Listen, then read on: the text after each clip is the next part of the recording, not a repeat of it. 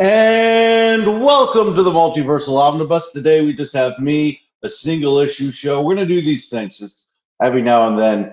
We're going to call them single issues instead of the big Multiversal Omnibus show. You just get one focused little idea here. We're waiting on James Gunn to announce the DC slate. I have time to kill. I am going back to my first college class. Um, and I have a little bit of time to kill before I get off on my merry way. Very excited about that. I got the back to school cut. You might think this is more of a Lex Luthor cut.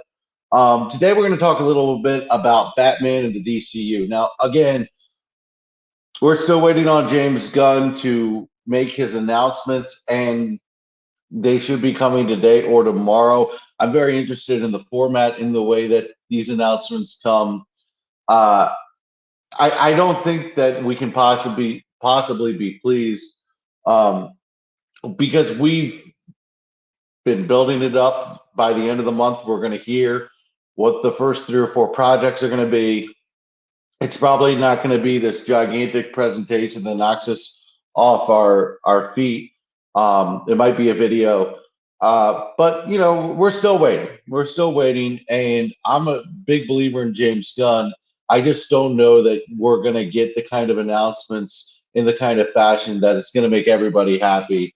I could see it being a little anticlimactic, especially when you consider we're probably going to have to wait till 2025 for everything to really get going. I mean, we got a full slate of movies in 2023, and Jordan and I kind of talked about that on the last edition of the Multiversal Omnibus, the first edition.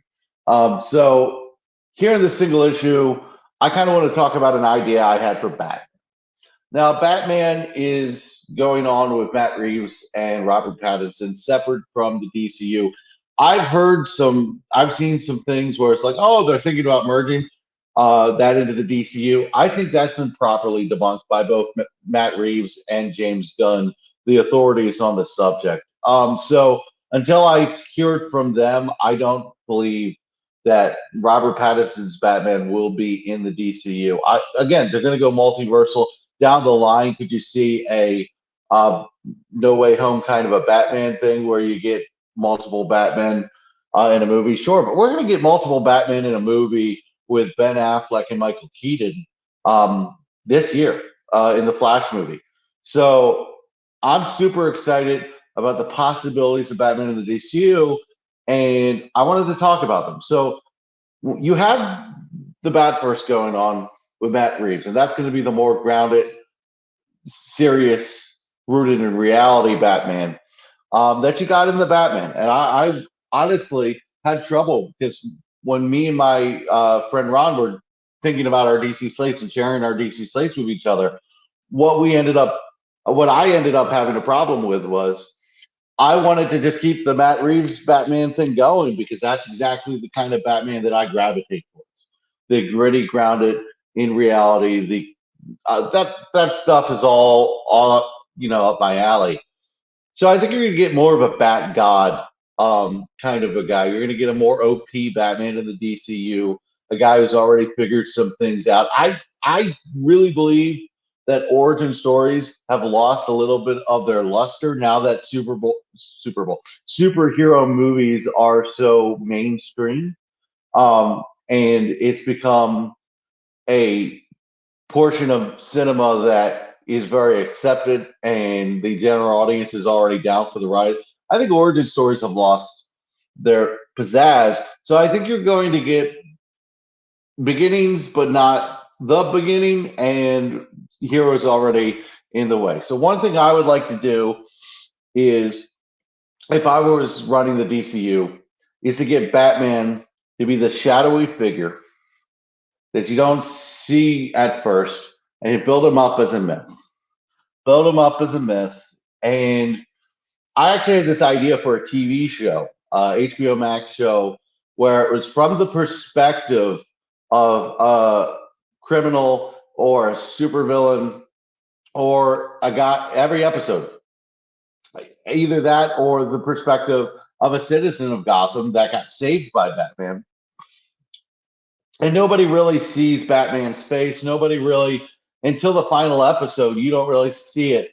In the final episode, the idea for me, as this myth is building, as this, excuse me, as this myth is growing and he's becoming an urban legend, a rooftop scene with James Gordon and Batman, and there's a developing trust there. And I kind of like the idea of switching up the dynamic because Gordon never really knows that Batman is Bruce Wayne, but it's this weird dichotomy. It's this weird relationship because Batman and Gordon are like as that's that's the best friend that uh, Batman has in Gotham. So I kind of like this idea of Batman letting Jim Gordon in on the secret of the DCU. I like it say, hey, if I ever cross the line, if I ever become part of the problem, you and only you have the key to bring me down. I kind of like that idea. Build a real rich trust between Batman and James Gordon. So that show would build up the urban legend, would build up the myth. He would become a thing that criminals fear. And then I think that's how you get into the bat light in the sky. That's how I think you get into Gordon and Batman's relationship. So when you finally get a Batman movie, which might be on a slower pace, considering the fact that you got the Matt Reeves universe going on. We're probably not going to get a sequel to that till 2025 or 2026. Who knows?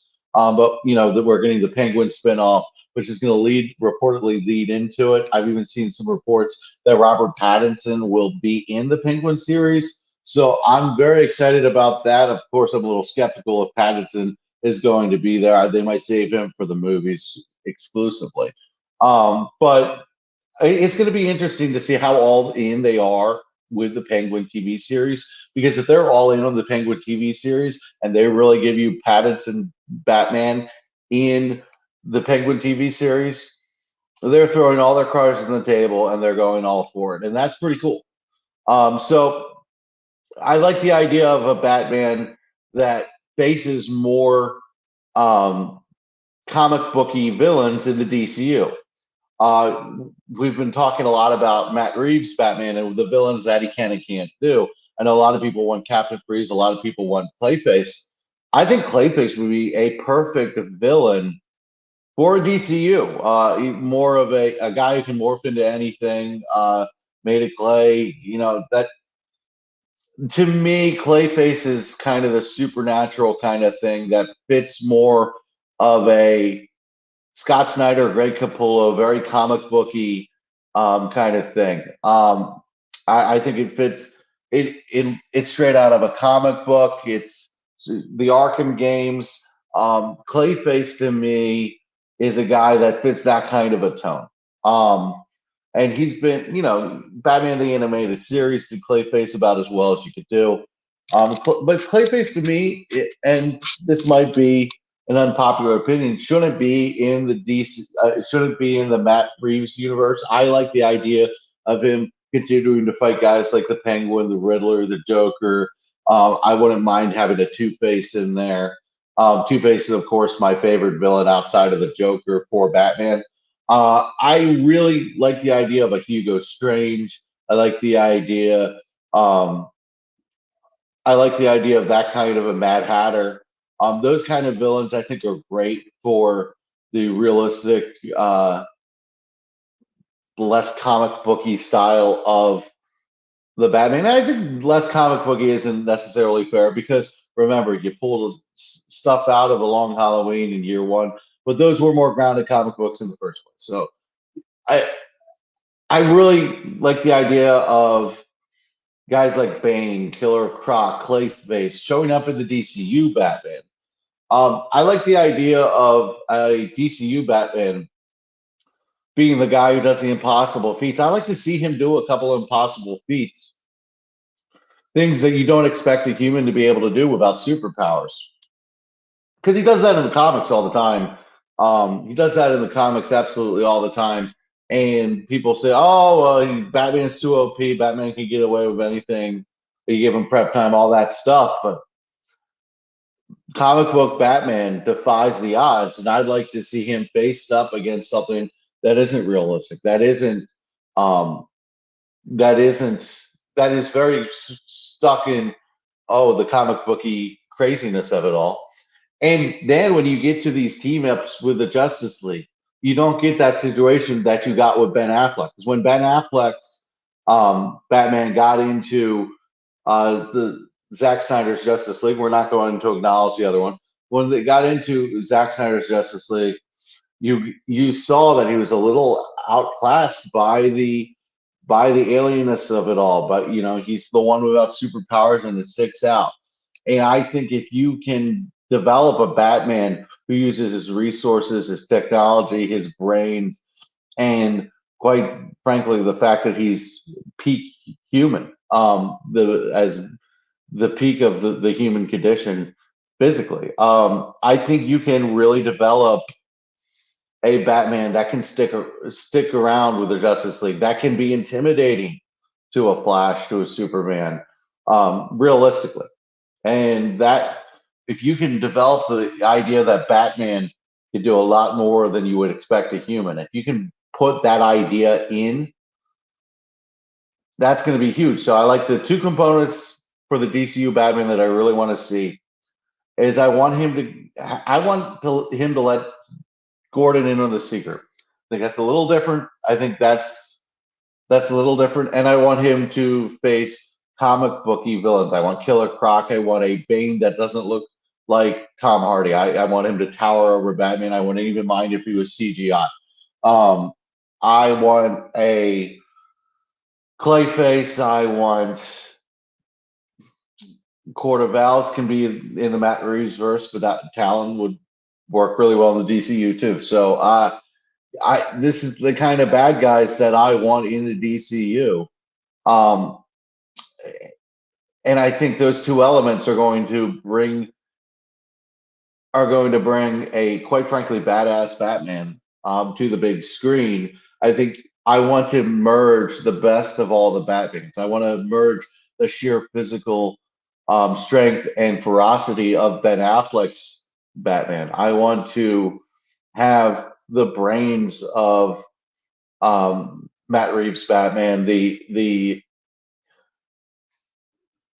fact that I do want him to be a detective a little bit, but we're going to save most of the detective mode for Robert Pattinson's Batman, especially because I think Robert Pattinson's Batman is only going to get better as a detective throughout his series of shows and movies.